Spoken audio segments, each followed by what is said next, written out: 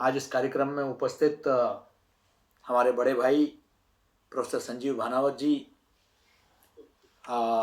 और प्रेरणा जी।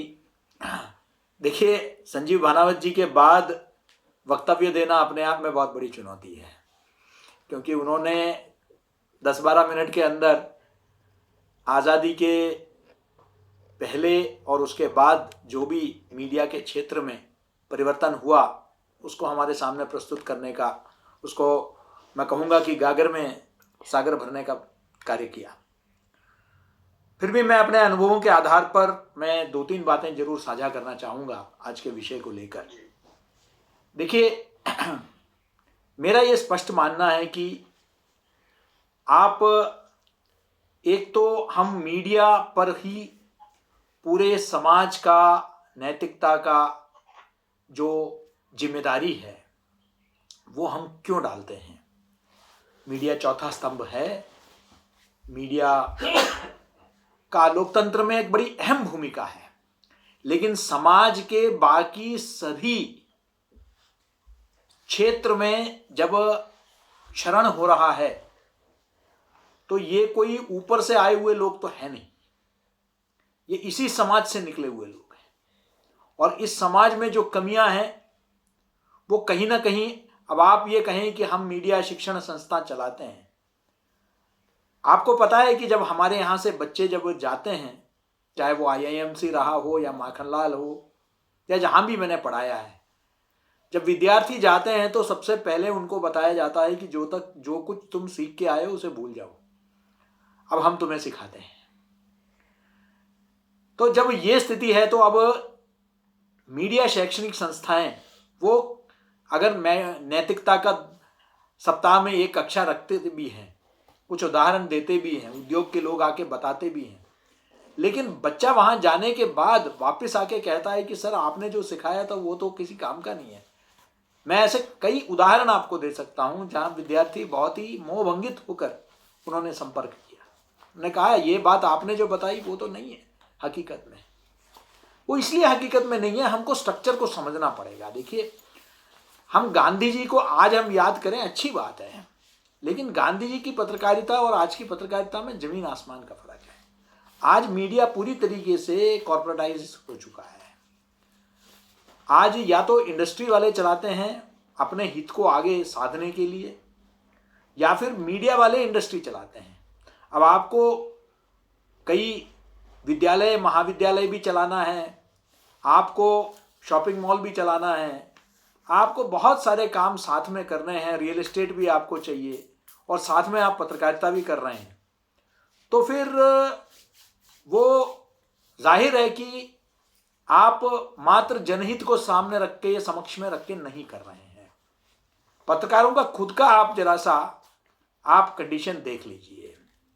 आप कुछ बड़े अखबार छोड़ दीजिए, जो खासकर जिला स्तर पे जो पत्रकार काम कर रहे हैं। मुझे आज भी याद है, हम एक संस्था चलाते थे, इंडियन मीडिया सेंटर, जिसका काम था जिला स्तर पर जो पत्रकार हैं उनका प्रशिक्षण करना, उनका स्किल अपग्रेडेशन करना। बड़ा दुख हुआ जब हमने वहां पेड न्यूज का विषय को लेकर गए तो उन्होंने कहा कि सर आप जिसे पेड न्यूज कहते हैं वो हमारे लिए पेट न्यूज है। क्योंकि सर ये बताइए कि 10 जगह काम करने के बाद घर मुश्किल से चलता है। स्ट्रिंगर को कई बड़े अखबारों में कुछ समय पहले तक 250-300 रुपए देते थे, और या तो फिर इंच टेप से नाप के जो है आप उनका पेमेंट होती थी। अब ऐसे में पत्रकारों की जो स्थिति है, जो थोड़े बहुत कानून उनके फेवर में आए थे, पहली बात तो कुछ बड़े अखबार छोड़कर कोई भी जो है वेज बोर्ड को इंप्लीमेंट नहीं करता था। उसके भी खिलाफ जो आखिरी वेज बोर्ड में तो ये स्थिति हो गई कि उसके भी खिलाफ सुप्रीम कोर्ट में पहुंच गए, उच्चतम न्यायालय में, बड़े बड़े अखबार। तो उसके बाद से सरकार ने वेज बोर्ड का सिस्टम ही बंद कर दिया है और पूरा हर जगह कॉन्ट्रैक्ट सिस्टम है। जब सर पे तलवार लटकी हुई है, आज मुट्ठी भर कोई ट्रस्ट होगा, समाज जैसे अखबार है, ट्रिब्यून है या PTI है, UNI है, यहां भी अब कॉन्ट्रैक्ट में हो गया है सब। तो अब बहुत कम जगह बचे हैं जहां नियमित रेगुलर एम्प्लॉयमेंट है।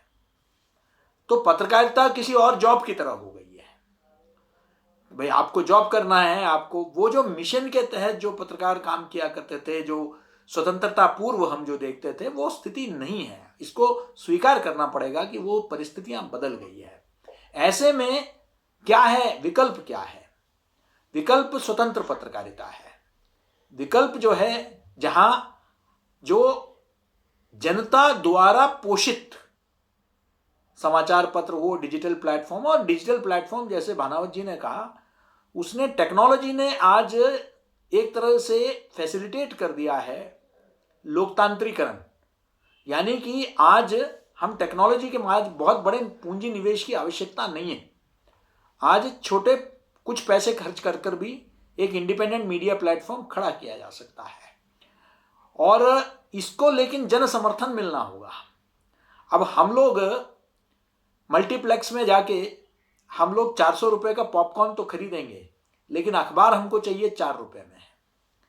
अब एक अखबार का अच्छे सप्लीमेंट का, रंगीन सप्लीमेंट का प्रकाशन के साथ पूरा खर्चा, सारा डिस्ट्रीब्यूशन सब मिला के 30-40 रुपए आता है। अब वो बिकता है 4 रुपए में, तो ये 36 रुपए कहां से आता है? अब मालिक अपने जेब से तो डाल नहीं रहा है, तो कोई तो दे रहा है। वो विज्ञापन दाता हो सकता है, वो कोई भी हो सकता है। अब जाहिर है कि जब आम जनता सिर्फ 4 रुपए ही दे रही है, तो 4 रुपए की बात ही होगी उनके बारे में, बाकी 36 रुपए किसी और के बारे में बात होगी, किसी और के हित की बात करी जाएगी। तो ऐसे में हमारे पास विकल्प क्या है?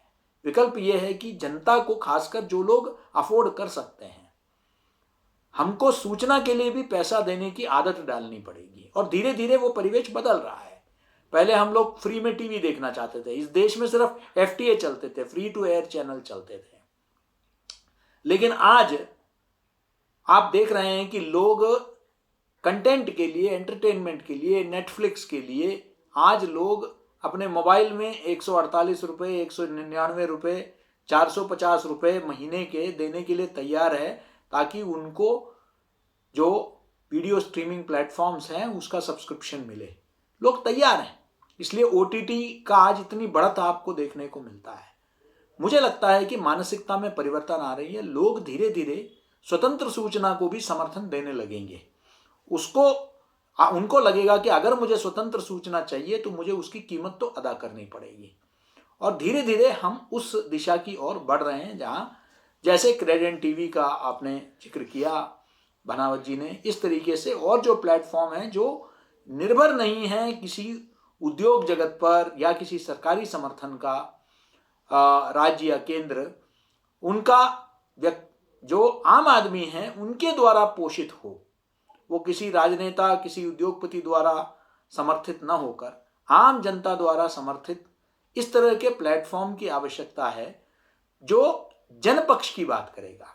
वो ना सत्ता पक्ष की बात करेगा, ना विपक्ष की बात करेगा, वो जनपक्ष की बात करेगा, जनहित की बात करेगा। इसलिए बहुत आवश्यक है कि एक ऐसा मॉडल आगे जाके, वरना देखिए आपको याद होगा लाल कृष्ण आडवाणी जी ने जो 1977 में आपातकाल के बाद जब सूचना प्रसारण मंत्री बने, तो उन्होंने आपातकाल के हालात के बारे में बात करते हुए कहा कि हाँ, इसमें कहीं कोई दो राय नहीं कि सेंसरशिप था, बहुत कुछ था उस समय पर।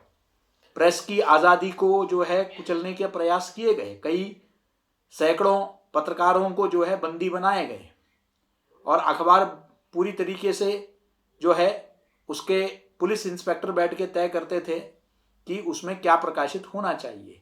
लेकिन इसके बावजूद तत्कालीन सूचना प्रसारण मंत्री लालकृष्ण आडवाणी ने कहा था कि when they were asked to bend they crawled।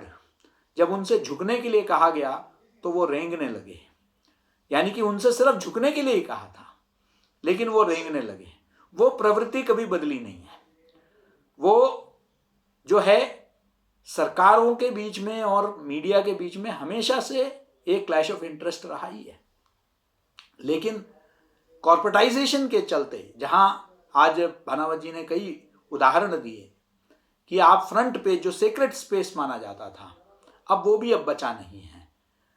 Headline तक दे दिया जाता है, जो बैनर हेडलाइन है वो तक दे दिया जाता है, तो अब कुछ बचा ही नहीं है।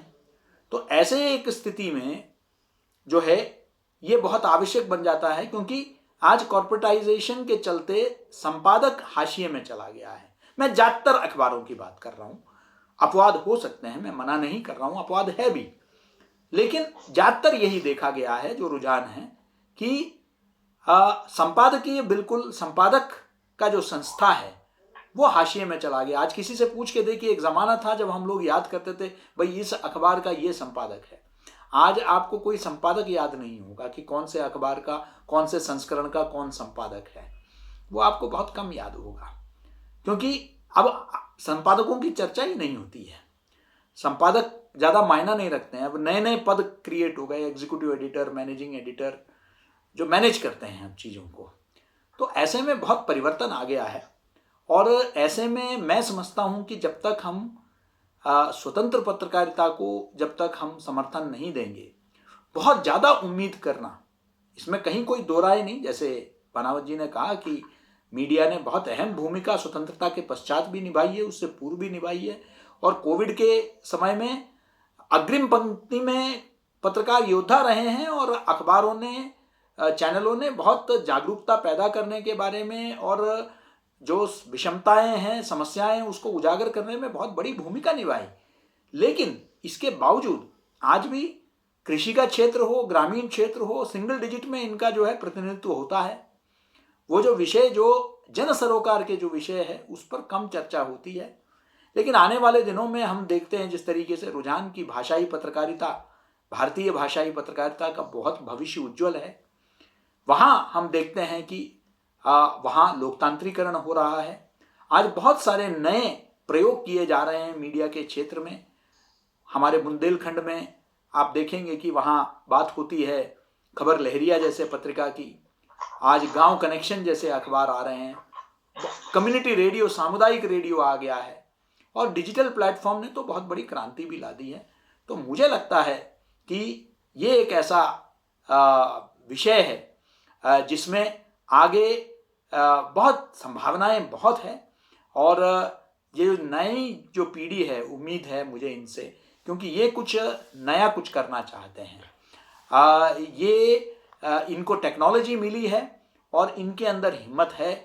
ये कुछ बदलाव, परिवर्तन ये लाना चाहते हैं, और मैं समझता हूं कि आज टेक्नोलॉजी ने ये भी हमें ये सुविधा दी है कि आज मैं जो चाहता हूं वो आज मुझे मटेरियल, मुझे कंटेंट वो आज उपलब्ध है। आज मैं निर्भर नहीं हूं तथाकथित मुख्य धारा की मीडिया पर कि मुझे वही कंटेंट मिलेगा। आज मैं बोस्टन में बैठकर भी बनारस की खबर को मैं बगैर किसी अखबार या चैनल को देखे आज मुझे मिल सकती है। ये इस कंटेंट का जो लोकतांत्रिकरण हुआ है उससे बहुत बड़ा फर्क आया है, और मैं समझता हूं कि इससे जो है हमारे जो नैतिक मूल्य है वो भी मजबूत होंगे। टेक्नोलॉजी की बहुत बड़ी भूमिका रहेगी, और इस बदलाव में, इस लोकतांत्रिकरण से बहुत बड़ा फर्क आने वाला है। और कहीं ना कहीं आगे चल के जो मेरा अंतिम बात यह है कि जब अपने साख को, अपनी विश्वसनीयता को खोते हुए देखेंगे, अपने बाजार को खोते हुए देखेंगे, तो शायद मुख्य धारा की मीडिया भी मजबूर हो जाएगी कि हमको ये कुछ निहित स्वार्थ से ऊपर उठकर हमें भी कुछ मूल्यानुगत पत्रकारिता करने की आवश्यकता है। उन मूल्यों पर जिनके जो पत्रकारिता के आधार है उन पर वापस लौटने की जरूरत है, तभी हमारी विश्वसनीयता बनी रहेगी। इतना जरूर खर्चा निकल जाए, इतना जरूर हो, लेकिन वो कोई मुनाफे का यंत्र ना बने मीडिया, इस बात को जो है वो समझ जाएंगे तो मुझे लगता है बहुत ही एक हम जिसको कहते हैं कि चौराहे पर खड़े हैं, क्रॉस रोड्स जिसको कहते हैं, जहां से मुझे तो कम से कम भविष्य उज्जवल नजर आता है। कठिनाई जरूर है, हमेशा संघर्ष का पथ जो है कांटों से भरा रहा है, लेकिन मुझे उम्मीद है। धन्यवाद, नमस्कार। बहुत संक्षिप्त में आपने बहुत बातें कर दी है। मेरा सिर्फ इतना ही कहना है कि क्रॉस मीडिया ओनरशिप के चलते कंटेंट में एक मोनोपोली सी आ गई थी। लगभग एक जैसा ये कंटेंट हर जगह दिखने लगा। एक ही तरह की समाचार हर चैनल में दिखने लगा, जिससे लोग ऊब गए थे। लोग बहुत कुछ और देखना चाहते थे। अब देखिए पॉडकास्ट का जो टेक्नोलॉजी आ गया है, लोग उसमें यात्रा वृत्तांत सुनना चाहते हैं, लोग जो है आध्यात्म के बारे में सुनना चाहते हैं, लोग अपने रोजगार समाचार चाहते हैं, लोग बहुत कुछ चाहते हैं जो शायद हमने जो तथाकथित मुख्य धारा की मीडिया में बात करना छोड़ दिया। और इसलिए जो है वैकल्पिक मीडिया या ऑल्टरनेटिव मीडिया जिसको कहते हैं, ये आज उभर कर आ रही है।